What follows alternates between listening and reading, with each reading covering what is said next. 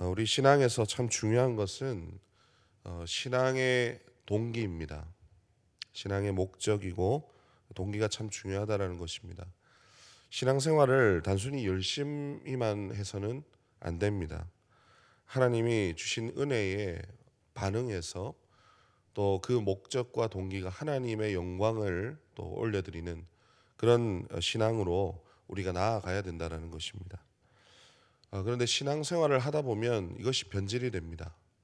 자기 사심이 들어가게 되고 하나님 앞에 순전한 마음으로 하는 것이 아니라 자기 열심으로 하기 시작하고 또 사람들에게 보여지기 위해서 외식하는 그런 신앙도 있는 것이죠. 가면을 쓰고 남들에게 내 인정과 자랑을 하기 위해서 신앙생활을 하게 되는 그런 변질된 모습을 우리가 보게 됩니다. 이것은 사실 우리가 선을 행하고자 하는 마음은 누구에게나 있고 선을 쫓고자 하는 그런 행위를 우리가 쫓고자 하는 것은 있지만은 그 동기, 그 취지를 들여다봤을 때 자기 안에 하나님께 영광을 올려드리는 것이 아니라 내가 영광을 받고 내가 그것을 인정받고 싶어하는 그런 목적을 가지고 그렇게 내 욕망에 자리 잡고 있음으로 인해서 그 선한 일이 오히려 하나님께 영광이 아니라 자기의 자랑이 되는 그런 변질된 그런 신앙으로 이제 가게 되는 것이죠. 이것을 우리가 공로주의다 이렇게 얘기를 하기도 합니다. 내가 얼마나 선한 일을 많이 하고 또 사람들 앞에 인정받게 되고 자랑하게 되는가에 따라서 하나님 앞에 나의 정체성도 달라진다고 믿는 것이죠. 심지어 구원에 대한 확신도 여기서 자꾸 확인을 하려고 하는 그런 모습을 보이기도 합니다. 문제는 사람이 늘 선을 행하면서 살 수는 없다라는 것이죠. 온전하게 사는 것이 아니라 때로는 부끄러울 때가 있고 또 그 기준에 만족하지 못했을 때 그때 내 마음이 무너질 때도 있고 우리의 연약함이 있다라는 것입니다. 그때 어떤 문제가 생깁니까? 반대로 그 선을 행함으로 내 정체성을 그렇게 계속 발견하고 확인하려고 했던 그 구원이 거기에 있다고 믿었던 그 모든 것이 나의 그 행위가 무너졌을 때 오히려 또 구원이 흔들리게 되고 또 누군가가 또 반대로 그런 모습을 보였을 때 정죄를 하게 되는 이런 모습으로 전락할 수 있다라는 것입니다. 그래서 공로주의, 율법주의라는 것이 상당히 우리 신앙에 위험한 그런 모습이기도 합니다.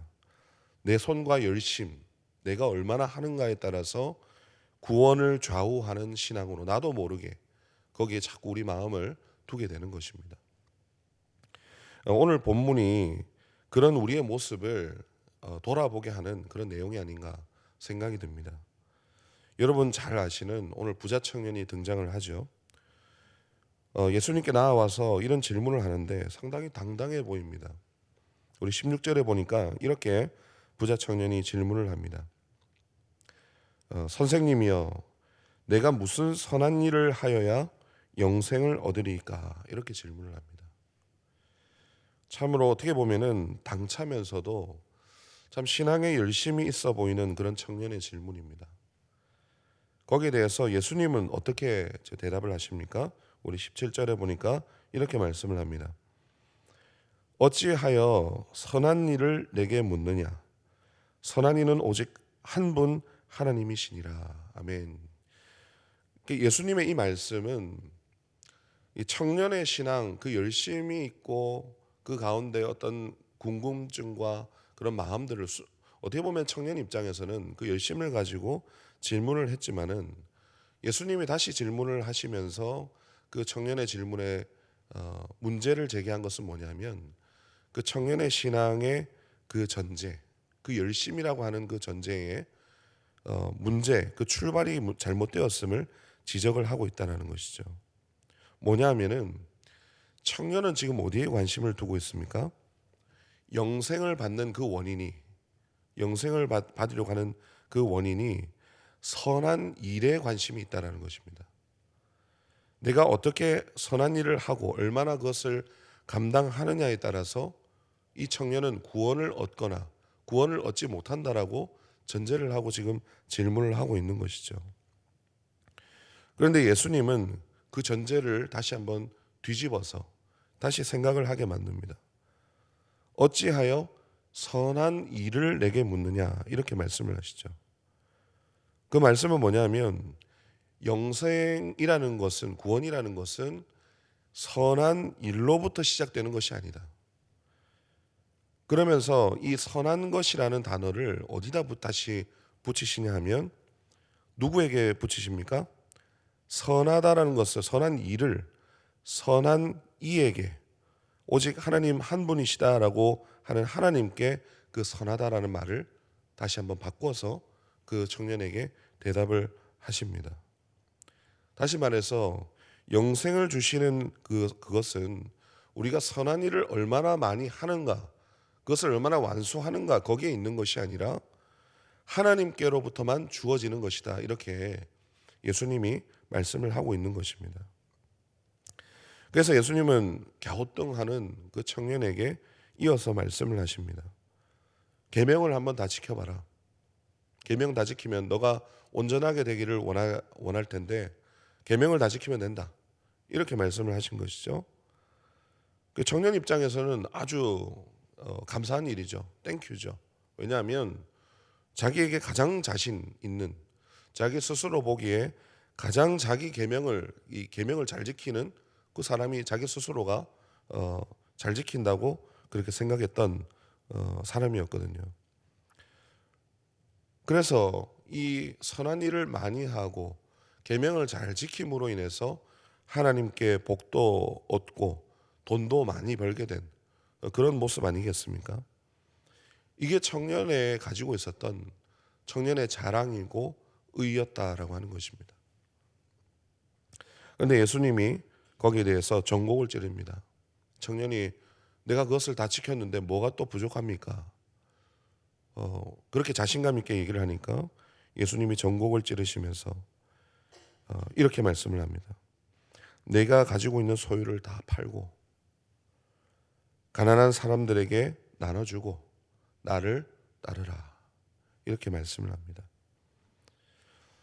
여러분, 청년에게 이런 예수님의 말씀은 굉장히 충격적인 얘기입니다. 청년에게 이 돈이라는 것은 자기의 정체성이고 자기의 생명, 자기의 구원이라고 여겨졌던 것만큼 굉장히 중요한 문제였습니다. 자기 손으로 선한 일을 많이 했다라는 증거이자 하나님께 받은 구원의 표와 같은 것이었거든요. 그래서 자기의 열심, 절대로 어떻게 보면은 이것을 놓으면 안 되는, 이것은 하나님께서 주신 축복이고 내게 주신 구원의 표인데 이것을 예수님께서 놓으라고 하시니 이게 이해가 안 되는 겁니다. 그래서 그것을 집착하고 붙들 수밖에 없는 것이죠. 그런데 예수님은 그런 청년에게 이렇게 말씀하신 거예요. 네가 쌓은 것이, 네가 지금 붙들고 있는 것이 영생을 주는 것이 아니다. 오히려 더 가치 있는 것을 위해서 놓을 수 있어야 된다. 이렇게 말씀을 하십니다. 그 가치 있는 것이 무엇입니까? 예수님을 믿고 제자로 사는 것이죠. 예수님께서 그 뒤에 말씀하셨던 것처럼 나를 따르라. 이 말씀은 단순히 나를 따라오라, 나 따라다녀라 이런 문제가 아니라 예수님께서 제자들에게 말씀하셨던 것처럼 자기 십자가를 지고 나를 따르라 이렇게 말씀을 하신 것입니다.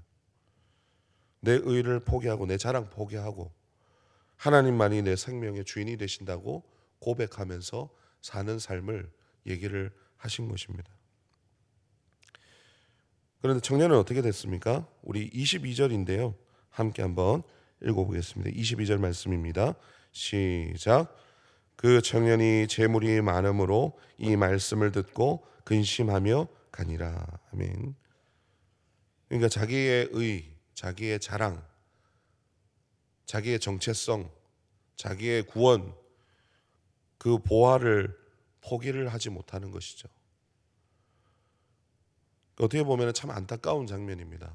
그 청년이 이후에 어떻게 되었는지 성경에서 기록하지는 않습니다만은 마치 천국, 주님께서 바로 앞에 그를 목도하시고 그에게 길을 제시하셨는데도 오히려 그것을 근심하면서 그것을 떠나게 되는, 그 구원과 천국이 멀어지는 그런 안타까운 장면이 아닌가 이런 생각이 듭니다. 우리 사랑하는 성도 여러분, 우리에게도 이런 자기의 의와 자랑이 있습니다.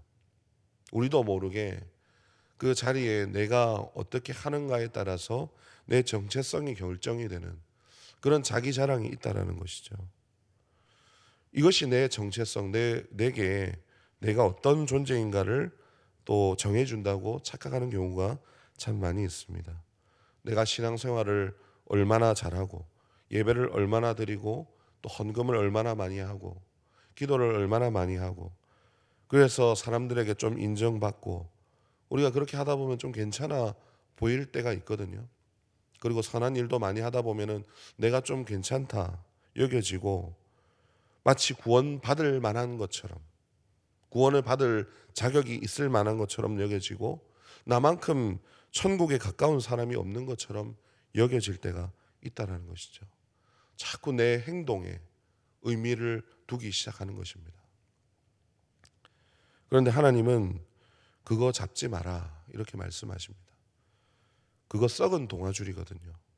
그거 잡다가 끊어지거든요. 내가 구원받을 만하다고 믿는 모든 내 자랑들이 여러분 언젠가는 무너지게 되어 있습니다. 우리가 온전하지를 못합니다. 예수님께서 그 청년에게 말씀하신 것처럼 너 계명 한번 다 지켜봐라. 나 다 지켰는데요. 그런데 예수님께서 그 이웃 사랑하는 그 계명을 다시 한번 던지셨을 때 청년은 거기에 넘어졌거든요.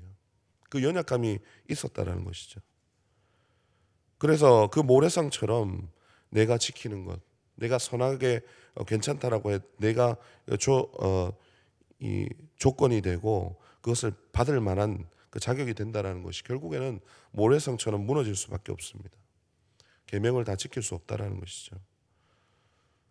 오히려 여러분 그것을 인정하고 내 자랑과 의를 내려놓고 겸손하게 예수님을 믿고 따를 때에 거기에 오히려 구원이 있다라고 말씀을 하고 있는 것입니다. 여러분 우리가 자랑이 되고 쌓아놓은 것이 무너진다라는 것은 결국에는 그것이 우리에게 불완전하다라는 것이죠. 그 영생이 우리가 어떻게 노력을 해서 얻을 수 없다라는 것을 말씀하고 있는데 오히려 주님께 그것을 믿고 따르고 하나님께서 우리에게 구원을 주신다라는 것은 반대로 어떻게 여겨집니까? 절대로 구원이 흔들리지 않는다. 그렇게 그 영생이 우리에게 약속이 된다라고 우리에게 말씀하고 있는 것입니다. 여러분 내 사심이 있고 내 자랑이 있고 내 의가 있고 여러분 높아진 것 다 주님 앞에 오늘도 내려놓고 또 예수님을 따라가기를 소망합니다. 여러분 우리를 구원하시는 이도 또 우리를 높이시는 이도 하나님밖에 없습니다. 그래서 우리가 찬송하는 것처럼 천부여 의지 없어서 내가 두 손 들고 주님께 나아갑니다. 이런 찬송도 있지 않습니까? 이것이 우리의 삶의 날마다 고백이 되어야 된다는 것이죠. 그 찬양처럼 내 공로, 자꾸 내 행동에 의미를 두고 그것이 내 자랑이 되고 그것이 나의 어떤 정체성을 결정하는 그것을 다 우리가 좀 벗어버리고 오늘 주님만을 의지하고 주님께서 나를 따르라 이렇게 말씀하셨던 것처럼 그렇게 주님만을 의지함으로 구원과 영생의 은혜를 누리는 저와 여러분 되기를 주님의 이름으로 축원합니다. 기도하겠습니다. 하나님 아버지 오직 예수 그리스도의 공로만이 우리에게 영생을 주시는 줄 믿습니다. 때론 교만함으로 높아진 마음이 있습니다. 내 자랑이 있습니다. 하나님 그것을 보거든 무너지게 하시고 오직 주님만을 의지하게 하여 주시옵소서. 하늘의 보화를 쌓고 내 힘과 능력 오직 주님의 영광 위에 사용케 하여 주시옵소서. 감사드리며 우리에게 영생을 주시는 주 예수 그리스도의 이름으로 기도드리옵나이다. 아멘.